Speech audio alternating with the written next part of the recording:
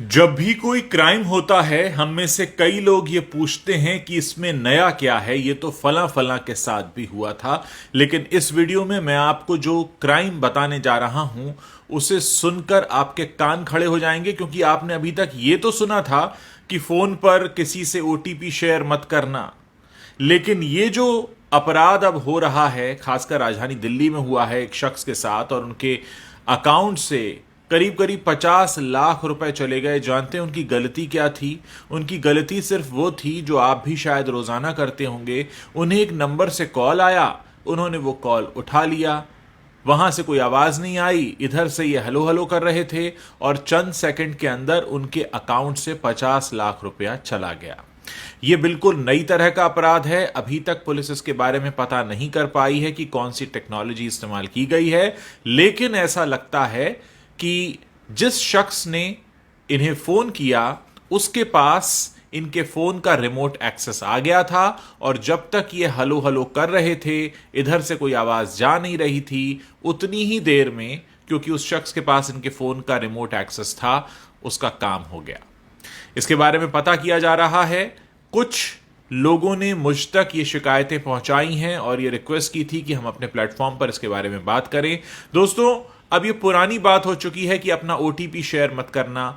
आपको ठगने वाले अब एक कदम आगे निकल चुके हैं। ऐसे में आपको भी तैयारी पक्की करनी होगी। पहली बात तो यह है कि अगर अनजाने नंबर से फोन आ रहा है, कोशिश कीजिए मत उठाइए।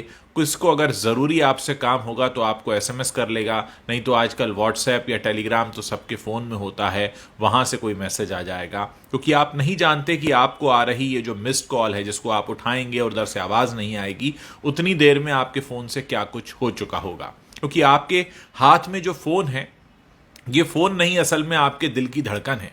क्योंकि आपका बैंक अकाउंट से लेकर आप किससे मिलते हैं, कहाँ जाते हैं, कहाँ खाते हैं, क्या खरीदते हैं, क्या पहनते ओढ़ते हैं, किससे क्या बातें चल रही हैं, सब कुछ इस फोन को पता है। और सोचिए किसी ने अगर इसका रिमोट एक्सेस ले लिया तो वो आपके साथ क्या क्या कर सकता है। और बहुत सारे लोग तो आजकल पेटीएम और गूगल पे वगैरह जो ई वॉलेट्स हैं उनको भी यूज करते हैं। आप सोचिए कि उन तक भी एक्सेस हो सकता है उस व्यक्ति का। ये बिल्कुल नई तरह का अपराध है, इसके बारे में बात होनी चाहिए। ये जो फोन जिसे हम अपने हाथ में लिए घूमते हैं, जिससे ऐसा लगता था कुछ समय पहले तक कि हम फोन रखते हैं, अब ऐसा लगने लगा है कि फोन ने हमें रखा हुआ है, क्योंकि इसके बिना हम रह नहीं सकते। ये जहां चार्जिंग पे लगता है, हम भी उसके आसपास मंडरा रहे होते हैं, क्योंकि इसके पास हमारी वो जानकारी है जो शायद कई बार हमारे लाइफ पार्टनर और हमारे माता पिता को भी नहीं होती। उतना कुछ जानता है ये फोन। और सोचिए इसकी एक्सेस अगर किसी और को लग गई तो क्या होगा। इस समय, पिछले कुछ समय के दौरान बहुत तेजी से साइबर अटैक्स के मामले बढ़े हैं। 2022 में एक रिपोर्ट प्रकाशित हुई थी जो ये बताती है कि इस दुनिया में हर 40वें सेकंड में कहीं ना कोई साइबर अटैक हो रहा होता है। और इनमें से 94% साइबर अटैक्स ऐसे हैं जो ईमेल के जरिए होते हैं, और इस दुनिया की 64% कंपनीज ऐसी हैं जिनमें कभी ना कभी साइबर अटैक तो हुआ ही है। पिछले दिनों राजधानी दिल्ली के एम्स हॉस्पिटल के सर्वर पर भी अटैक हुआ था, जहां से बहुत सारे वीवीआईपीज का डेटा चोरी हो गया था, जिसकी तादाद करीब 4 करोड़ के आसपास बताई जाती है। यानी इस तरह के अटैक्स जो हो रहे हैं वो कहीं ना कहीं हमें अंदर से खोखला कर रहे हैं। हमें उनके लिए तैयार भी होना होगा। हमारी जो सुरक्षा और जांच एजेंसीज हैं उनको खुद भी स्मार्ट बनना होगा, उनसे ज्यादा स्मार्ट जो कि किसी गांव या कहीं पर बैठकर इस क्राइम को करते हैं। नेटफ्लिक्स पर जामतारा हमने देखा था, उस वक्त हमको पता चला कि किस तरह से इस तरह के अपराध को अंजाम दिया जाता है। ऐसे में ज़रूरत इस बात की है कि इसके बारे में बात हो, क्योंकि जब तक बात नहीं होगी, हम सचेत नहीं होंगे। इस वीडियो को ज़्यादा से ज़्यादा लोगों तक पहुंचाइए, उनको बताइए कि आपके फ़ोन पर आ रही मिस कॉल भी आपका खाता खाली कर सकती है। इसलिए बहुत ज़रूरी है कि आप सचेत रहें, और अगर आपके साथ कुछ भी ऐसा होता है तुरंत पुलिस को सूचित करें, क्योंकि आपकी जो गाढ़ी कमाई इस समय बैंक में है, जिसका एक्सेस आपके फ़ोन से होता है, कहीं ऐसा ना हो कि आपको कोई मिस कॉल देकर आपकी वो सारी कमाई चुरा ले। ऐसा हुआ है, राजधानी दिल्ली में हुआ है। सिर्फ 2 दिन पुरानी घटना है। यानी जब एक शख्स को 50 लाख रुपए चुराने में कामयाबी मिल गई हो, और उसका पता लगाना तो दूर लोग उसकी अभी टेक्नोलॉजी ही ना पता कर पा रहे हों, इसका मतलब यह है कि हम सब खतरे के निशाने पर हैं। यानी हमारे आपके फ़ोन पर भी वो नंबर घनघना सकता है, और अगर वो घनघनाया और हमने उठाया और उतनी देर हमने हलो हलो बोला और उतनी देर में हो गया हमारा अकाउंट खाली, तो फिर सोचिए आप कहाँ जाएंगे।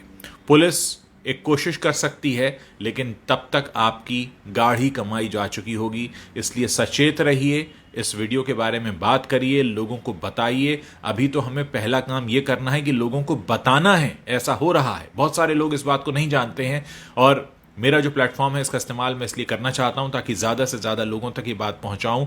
इस वीडियो को शेयर कीजिए, लोगों को बताइए कि ऐसा भी हो रहा है।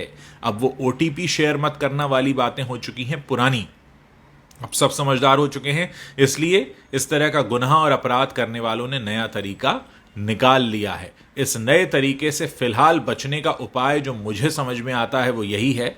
हाँ, हो सकता है आप में से बहुत सारे लोगों के लिए थोड़ा मुश्किल होगा कि जिसका भी फ़ोन आ रहा है, अगर आपको उसका नाम नहीं पता है, आपके मोबाइल में वो नंबर सेव नहीं है, तो सामने वाले शख्स को SMS करने दीजिए, सामने वाले शख्स को WhatsApp करने दीजिए। जब आप पक्की तरह से निश्चिंत हो जाएंगी जो सामने वाला शख्स आपको फ़ोन कर रहा है वो जेन्युइन है, आपके किसी जानने वाले का जानने वाला है, या आप उसका नाम पता जानते हैं, तभी वो फ़ोन कॉल उठाइए। क्योंकि अगर आपके साथ ऐसा होता है तो निश्चित तौर पर ये एक ऐसी बात होगी कि पता तो था और फिर भी गलती हो गई। दिल्ली में जिनके साथ हुआ उन्हें तो पता ही नहीं था, उनके साथ ये पहला अभी तक का अपराध हुआ है जिन्होंने पुलिस को सूचित भी किया है, और पुलिस ने एक स्पेशल टीम बनाई है जो उसकी जांच कर रही है। लेकिन अगर किसी एक शख्स के साथ अपराध हो जाए तो हमारी जिम्मेदारी ये बन जाती है कि हम बाकियों को सूचित कर दें ताकि बाकी इस मुसीबत से बच सकें। समाचार जो प्लेटफॉर्म्स होते हैं, या मेरा भी सोशल मीडिया प्लेटफॉर्म है, उनका काम सबसे पहला यही होता है कि लोगों को चेतावनी देना, बताना कुछ नया हो रहा है, आप उससे कैसे बच सकते हैं। जब जानकारी ही नहीं होगी तो बचाव कैसे होगा। पहला स्टेप हम ले चुके हैं, जानकारी ले चुके हैं, अब जानकारी को फैलाना है, लोगों को बताना है ताकि ज़्यादा से ज़्यादा लोगों को हम सुरक्षित कर पाएं। आप अपने घर में लोगों को भी बता सकते हैं कि इस तरह से आ रहे किसी भी नंबर को न उठाएं। मेरे बहुत सारे दर्शक हैं जिन्होंने मुझे स्क्रीनशॉट्स भी भेजे हैं। उन नंबर्स को शेयर करने का फ़ायदा इसलिए नहीं है क्योंकि ये नंबर चेंज हो जाते हैं, क्योंकि जो अपराध करने वाला शख्स है वो भी जानता है कि एक बार नंबर पब्लिक हो गया तो उसके बाद उसे नंबर बदलना पड़ेगा। इसलिए इस बात से कोई फ़र्क नहीं पड़ता कि वो नंबर कौन सा है। अगर आपके फ़ोन में वो सेव नहीं है और आपको कुछ गड़बड़ लगता है तो मत उठाइए, सामने वाले को SMS भेजने दीजिए, अपना नाम पता बताने दीजिए। जब आप पूरी तरह से आश्वस्त हो जाएंगे कि आप उसे जानते हैं और वो कोई चोर उचक्का नहीं है, वो आपके साथ कुछ गलत नहीं कर सकता है, तभी आप उसके फ़ोन को उठाएं और उठाकर उससे बात करें। उम्मीद है बात आपको समझ में आई होगी और आप जल्दी से जल्दी और ज़्यादा से ज़्यादा संख्या में इस वीडियो को शेयर करेंगे, ज़्यादा से ज़्यादा लोगों तक पहुंचाएंगे ताकि हम सबको बचा सकें।